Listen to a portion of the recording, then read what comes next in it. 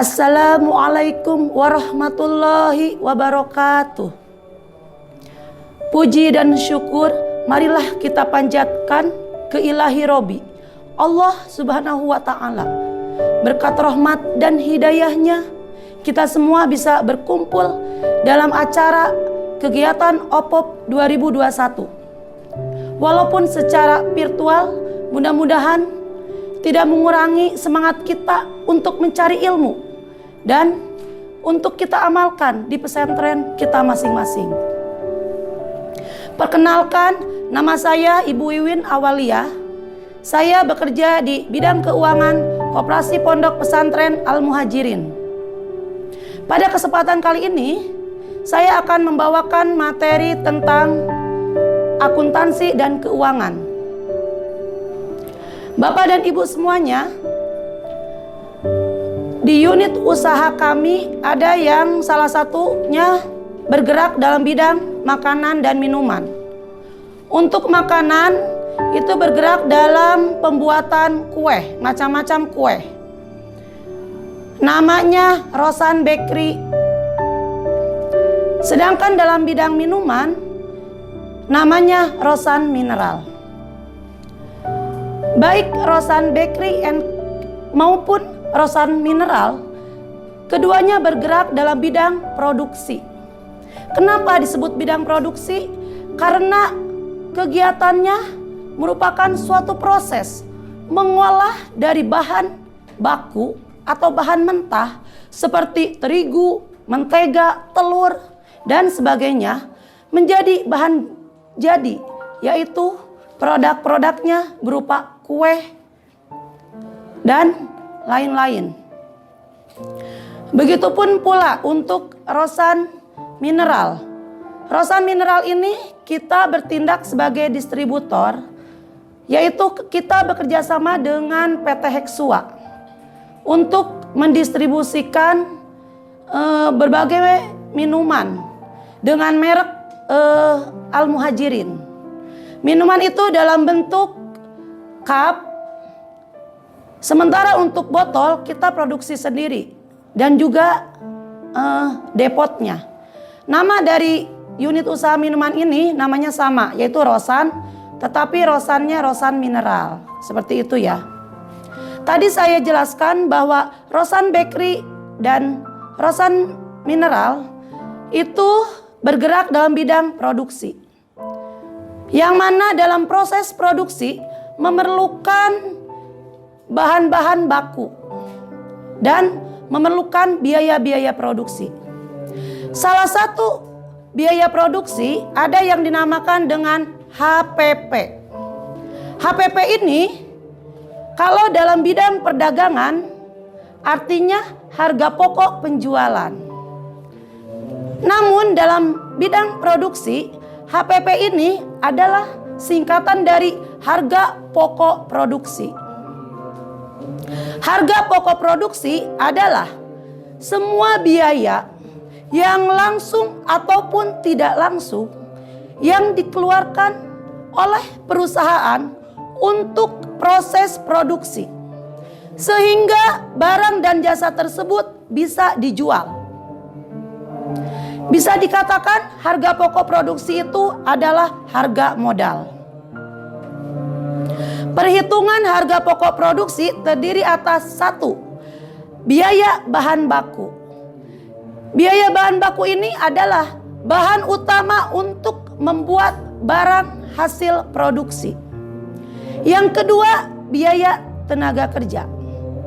Yang ketiga, biaya overhead. Biaya overhead adalah semua biaya yang dikeluarkan untuk memproduksi barang dan jasa di luar biaya bahan baku dan tenaga kerja. Cara menentukan HPP ada 2 metode. Yang pertama adalah variable costing. Artinya penghitungan HPP dengan menghitung hanya bahan baku saja. Yang kedua, pool costing.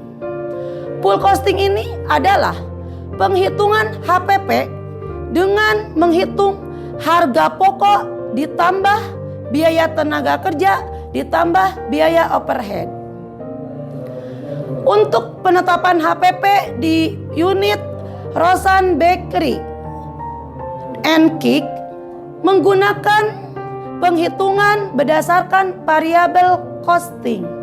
Artinya, dalam penghitungan HPP kami hanya menghitung bahan baku saja yang dijadikan perhitungan HPP. Jadi rumus HPP-nya adalah keseluruhan biaya bahan baku untuk proses produksi suatu barang. Lalu kalau hanya biaya bahan baku, biaya yang lainnya seperti biaya tenaga kerja, biaya overhead dihitung di mana? Nah, untuk biaya tersebut kita akan menghitung dan memasukkannya dalam harga jual. Jadi HPP ini tidak sama dengan harga jual. Dengan menggunakan HPP, kita dapat menentukan harga jual yang sesuai yang dibebankan kepada konsumen, sehingga kita bisa memperoleh laba. Jadi rumus harga jual adalah HPP ditambah biaya tenaga kerja, ditambah biaya overhead, ditambah keuntungan yang kita harapkan dari menjual barang tersebut. Seperti itu ya.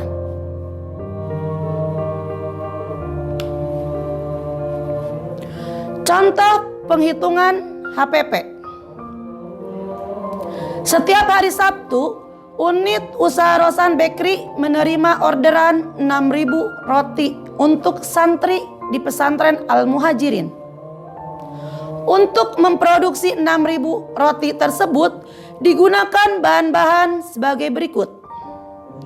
Terigu sebesar 935.000. Yang kedua, ekstrak susu sebesar 2.850.000. Yang ketiga, telur sebesar seharga 476.000. Yang keempat, gula putih seharga 294.000. Yang kelima, ragi seharga 943.500. Yang keenam, mentega seharga 4.250.000. Yang ketujuh, garam seharga 4.000. Yang kedelapan, air es seharga 420.000. Hitunglah HPP dan harga jual jika gaji karyawannya sebesar 3.330.000. Biaya listrik sebesar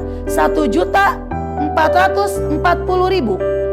Dan laba yang diinginkan adalah 35% dari HPP. Mari kita hitung bersama-sama. Dari perhitungan kita bisa menghitung jumlah total bahan baku adalah 10.172.500. Dari bahan baku tersebut, roti santri yang dihasilkan adalah 6.000 pieces. Cara menentukan HPP atau harga pokok produksi adalah total harga bahan baku dibagi jumlah roti yang dihasilkan. 10.172.500 dibagi 6.000 sama dengan 1.696 per pieces. Itulah HPP-nya. Itu baru HPP. Sekarang kita ingin mencari harga jual. Dalam penghitungan harga jual, kita harus menyertakan biaya produksi yang lain di luar HPP, yaitu gaji karyawan. Sejumlah tadi dibagi 6.000 sebesar 555 per pieces. Yang kedua, listrik sebesar 240 per pieces. Dan laba yang diinginkan adalah Rp509 per pieces. Lalu kita akan mendapati harga jual per pieces adalah 1.696 ditambah sebuah biaya produksi plus laba. Totalnya harga jual adalah 3.000 per pieces. Jadi kami menjual harga roti untuk santri, namanya roti wajib, yang dibagikan ketika hari Sabtu untuk semua santri Pondok Pesantren Al Muhajirin. Harga jualnya adalah 3.000 per pieces. Seperti itulah penghitungan HPP.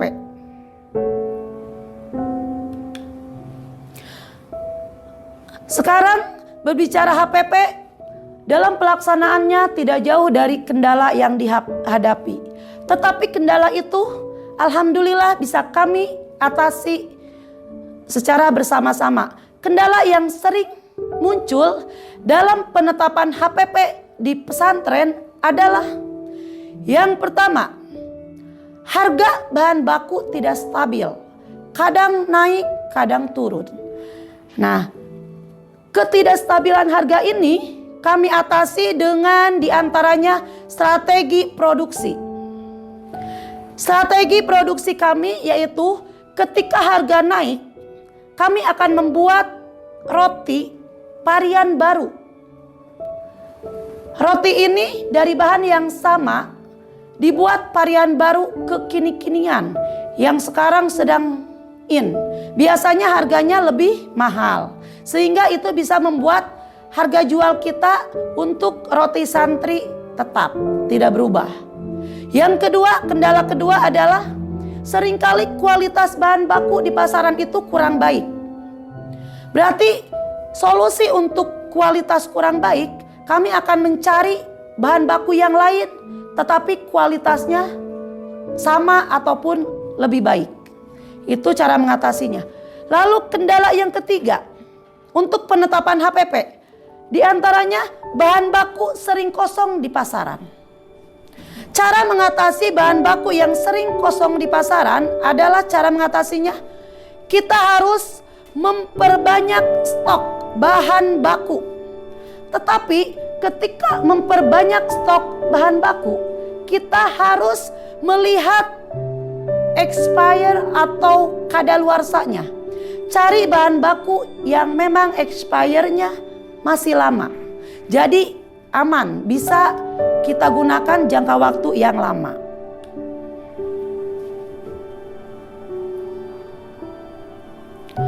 Itu mungkin untuk materi tentang HPP. Sekarang kita lanjutkan tentang anggaran. Di dalam sebuah koperasi dan organisasi yang lainnya, kita selalu mengenal yang namanya anggaran. Dan kita akan selalu menggunakan ataupun berhubungan dengan anggaran. Lalu apa itu anggaran? Anggaran adalah sebagai suatu perencanaan dalam sebuah pesantren atau organisasi yang disusun secara terpadu dan dijelaskan dalam satuan keuangan atau unit moneter pada satu periode atau jangka waktu yang telah ditentukan. Yang membuat anggaran di sebuah koperasi biasanya pengurus atau bendahara bersama dengan perwakilan anggota, dan saat ketika rapat anggota, anggaran ini ditentukan. Cara membuat anggaran, yang pertama, kita harus menetapkan rencana penerimaan, baik itu per bulan, triwulan, dan tahunan. Yang kedua, menetapkan pengeluaran, baik per bulan, triwulan, dan tahunan. Yang ketiga, membuat jadwal proses penganggaran. Yang keempat, membuat daftar skala prioritas anggaran. Yang kelima, membuat perencanaan kas cadangan.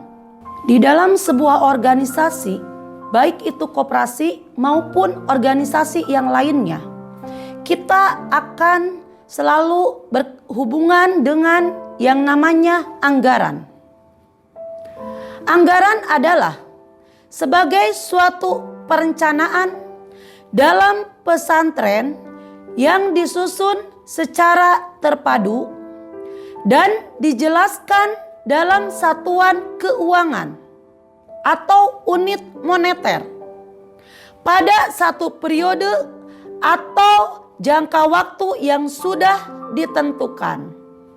Yang membuat anggaran adalah pengurus koperasi bersama dengan anggota koperasi pada saat rapat anggota.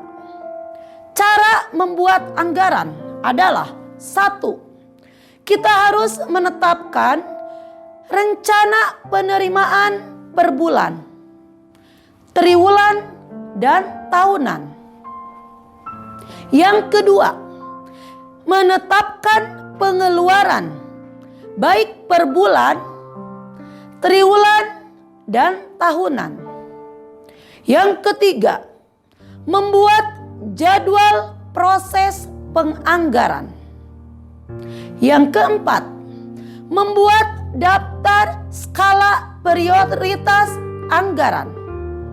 Yang kelima, membuat perencanaan kas cadangan untuk menyesuaikan diri dengan biaya yang tak terduga. Itu ya cara-cara untuk membuat anggaran.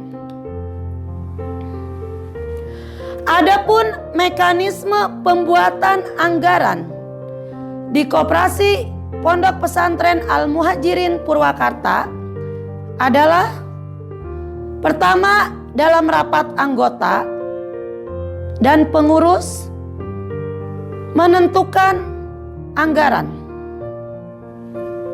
Lalu anggaran tersebut diteruskan kepada manajer keuangan. Dari manajer keuangan diteruskan untuk bidang dalam koperasi tersebut. Kita bisa melihat mekanisme anggarannya seperti ini. Ini mekanisme pengajuan anggaran. Jadi mekanisme anggaran di koperasi kami, anggaran itu dibuat oleh pengurus bersama dengan perwakilan anggota ketika pelaksanaan rapat anggota. Lalu dialokasikan kepada semua unit oleh manajer keuangan. Untuk mekanisme pengajuan anggaran ini, unit atau bidang mengajukan anggarannya melalui manajer keuangan. Lalu oleh manajer keuangan, anggaran tersebut diajukan kepada pengurus atau bendahara. Oleh bendahara diajukan kepada ketua koperasi pesantren. Jika disetujui, maka anggaran tersebut direalisasikan. Dalam pembuatan anggaran di koperasi kami tidak ada kendala. Karena dalam membuat anggaran kami memiliki tips atau strateginya. Di antaranya, 1, kami membuat perencanaan anggaran atau dikenal dengan nama planning budgeting. Yang kedua, kami menetapkan periode anggaran, misalnya bulanan atau tahunan.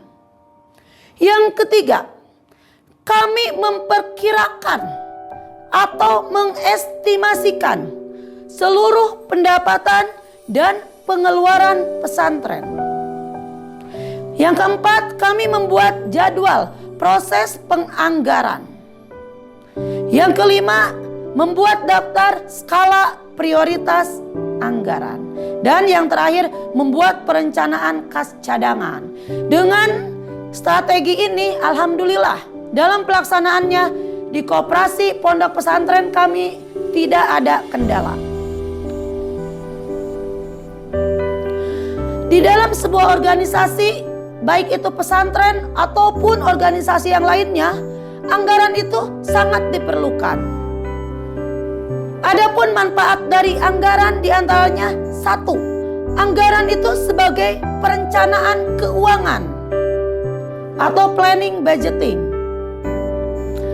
Kedua, sebagai komunikasi dan koordinasi antar bagian di dalam organisasi.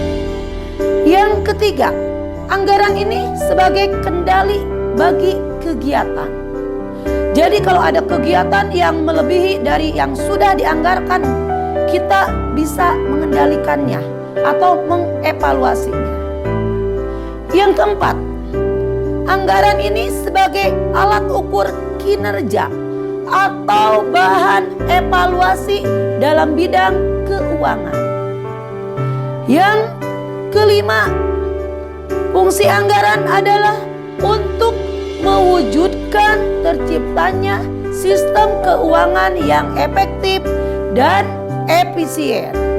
Itu ya, mengapa kita perlu membuat sebuah anggaran. Itu. Lalu sekarang kita lanjutkan ke materi tentang akuntansi. Makna pencatatan keuangan.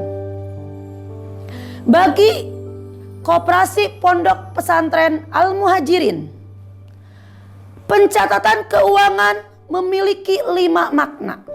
Yang pertama, sebagai planning.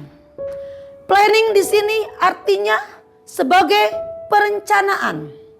Dari mulai arus kas sampai laporan keuangan dalam bentuk laporan laba rugi, neraca maupun laporan perubahan modal. Yang kedua, sebagai budgeting.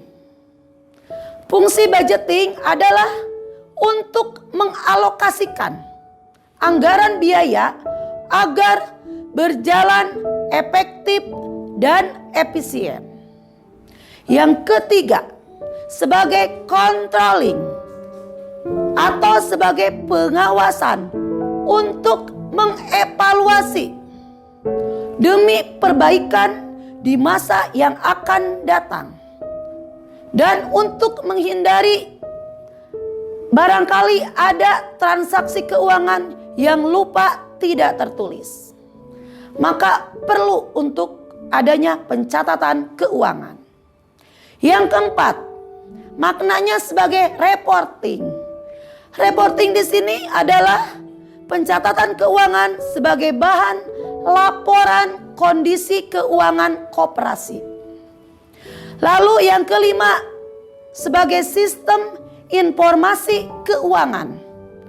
Karena dengan pencatatan keuangan, laporan keuangan bisa memberikan laporan tentang kondisi keuangan pesantren kami. Seperti itu. Lalu bagaimanakah tahapan atau alur pencatatan keuangan? Tahapan atau alur pencatatan keuangan dikenal dengan istilah alur akuntansi. Tahapan pencatatan keuangan di Koperasi Pondok Pesantren Al-Muhajirin dimulai dari yang pertama, adanya bukti transaksi keuangan. Jadi semua catatan keuangan harus ada bukti transaksinya. Semua transaksi penerimaan maupun pengeluaran uang ataupun barang wajib ada bukti transaksinya. Bukti transaksi ini bisa berupa kwitansi, faktur maupun nota. Dari bukti transaksi kita bisa melihat dan menganalisis transaksi keuangan. Dari mulai tanggal 1 sampai akhir bulan, kita bisa menganalisis transaksi keuangan. Ini contoh analisis transaksi keuangan di unit usaha Rosan Bakery. Dari mulai tanggal 1 sampai tanggal 31. Seperti ini contohnya. Lalu tahap yang kedua adalah jurnal umum. Tahapan pencatatan yang kedua setelah bukti transaksi adalah jurnal umum. Contoh format jurnal umum. Jurnal umum ini adalah mencatat transaksi keuangan secara kronologis. Jadi sesuai urutan terjadinya transaksi, mulai dari tanggal 1 sampai akhir bulan. Formatnya ada tanggal, keterangan, debit, dan kredit. Ini nama kolomnya. Selanjutnya, tahapan yang ketiga adalah buku besar. Contohnya, format buku besar. Ada buku besar kas, peralatan usaha, dan lain-lain. Buku besar ini mencatat transaksi yang sejenis. Untuk transaksi yang berkaitan dengan penerimaan dan pengeluaran uang dinamakan buku besar kas. Untuk peralatan usaha, buku besar peralatan usaha, dan lain-lain. Lalu tahap selanjutnya adalah neraca saldo. Saya tampilkan format neraca saldo Rosan Bakery seperti ini. Ada nomor perkiraan, nama perkiraan, ada debit dan kredit. Neraca saldo ini sebagai bahan pelaporan keuangan untuk membuat laporan laba rugi, perubahan modal, dan neraca. Selanjutnya, tahapannya adalah neraca saldo penyesuaian jika ada transaksi yang disesuaikan. Lalu ending dari tahapan pencatatan adalah hasilnya laporan keuangan. Laporan keuangan yang kami buat diantaranya laporan laba rugi. Saya sajikan laporan laba rugi unit Rosan Bakery pada bulan Agustus. Omset pada bulan Agustus mencapai 115.025.000 dengan harga pokok produksi 54.312.000. Laba kotornya adalah 60.713.000. Lalu ada beban non operasional. Laba bersih bulan Agustus mencapai 47.392.000. Itu untuk laba rugi unit usaha Rosan Bakery. Selanjutnya laba rugi unit usaha Rosan Mineral. Untuk Rosan Mineral, total omset atau pendapatannya adalah 110.605.000. Sedangkan harga pokoknya 43.850.000. Laba kotor 66.755.000. Laba bulan Agustus 61.520.000. Lalu di sebelahnya ada laporan laba rugi gabungan makanan minuman unit usaha Rosan Bakery dan Rosan Mineral bulan Agustus 2021. Pendapatan Rosan Mineral dan Rosan Bakery sebesar 218.270.000. Sedangkan harga pokok produksi Rosan Mineral dan Rosan Bakery 98.162.000. Laba kotornya adalah 120.108.000. Adapun beban non operasional sebesar 11.871.000. Laba bersih dari unit usaha makanan dan minuman Rosan Bakery dan Rosan Mineral pada bulan Agustus sebesar 108.237.000 rupiah. Alhamdulillah. Itu untuk laporan laba rugi. Yang kedua, laporan perubahan modal. Untuk Rosan Bakery ada perubahan modal. Contoh laporannya seperti ini. Lalu selanjutnya laporan yang ketiga, laporan neraca. Untuk laporan neraca Rosan Bakery, aktiva lancar sebesar 677.392.000. Untuk pasipa sebesar 677.392.000. Laporan neraca ini adalah laporan yang menerangkan kondisi kekayaan suatu unit usaha atau suatu organisasi. Seperti itu. Ini untuk tahapan pencatatan keuangan di Koperasi Pondok Pesantren kami. Dalam melaksanakan proses pencatatan keuangan, tentunya organisasi manapun selalu ada kendalanya.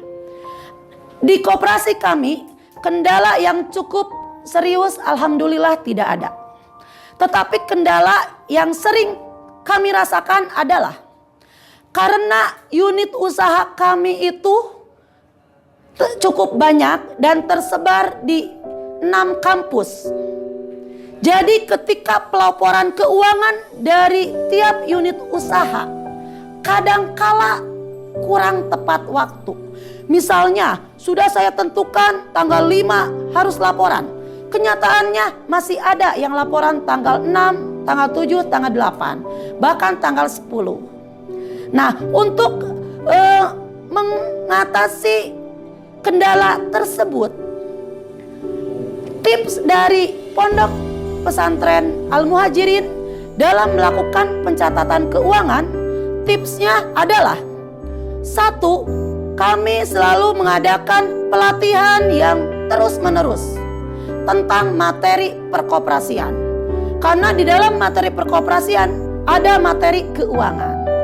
Lalu yang kedua, untuk mengatasi kendala kurang tepat waktunya pelaporan dari tiap unit usaha, kami membuat sistem keuangan komputerisasi yang terintegrasi secara digital dengan menggunakan aplikasi keuangan bernama akuntansi UKM. Sehingga ketika tiap unit menginput transaksi keuangan, manajer keuangan bisa langsung melihat melalui program keuangan digital tersebut. Dan alhamdulillah kendala kurang tepatnya waktu pelaporan bisa kami atasi.